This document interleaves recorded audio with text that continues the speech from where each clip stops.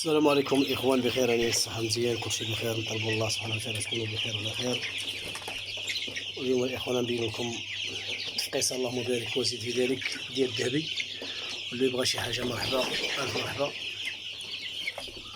ها هي الاخوان، طلبوا الله سبحانه وتعالى يبارك للجميع.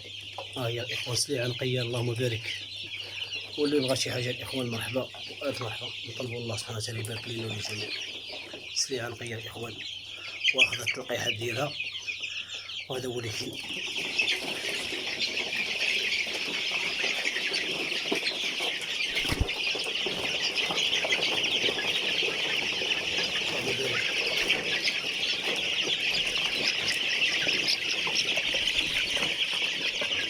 اللهم بارك الاخوان، سليعه نقيه. اللي يبغى شي حاجه الاخوان بارك الله السليعه على كانت مرميه الاخوان، وباق صيانه ديالها كتبان على وجهها. ها انتم الاخوان ما كاينش يكون ناقص تبارك الله، وما كاين لا مرض لا والو باذن الله.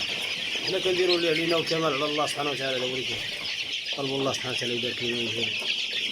ها انتم الاخوان كما تشوفوا السلعه تبارك الله في صحه جيده، وحنا كنخدموا الاخوان يعني باش نحاولوا نصفيو الصوره ديالنا مع الكليان، والكمال على الله سبحانه وتعالى.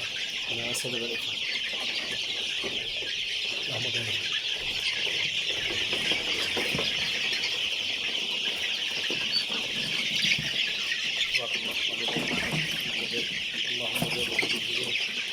اللهم بارك في سيدي ذلك.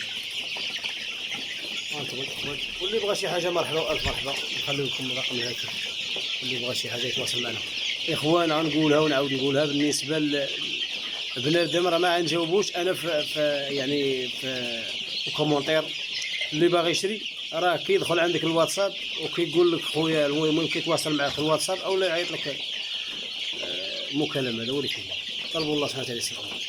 يعني انت كتقول له عاد تقول له الثمن، ولكن راه كدوز السيمانه وكيجي واحد اخر تيقول لك خويا راه انت قلتي لواحد السيد على 30 درهم ولا 25 درهم ولا هذه، راه كدوز السيمانه، وديك السيمانه ديال العفا الاخوان راه الفلوس ماشي الفلوس راه كيعلف. هذا هو اللي كاين.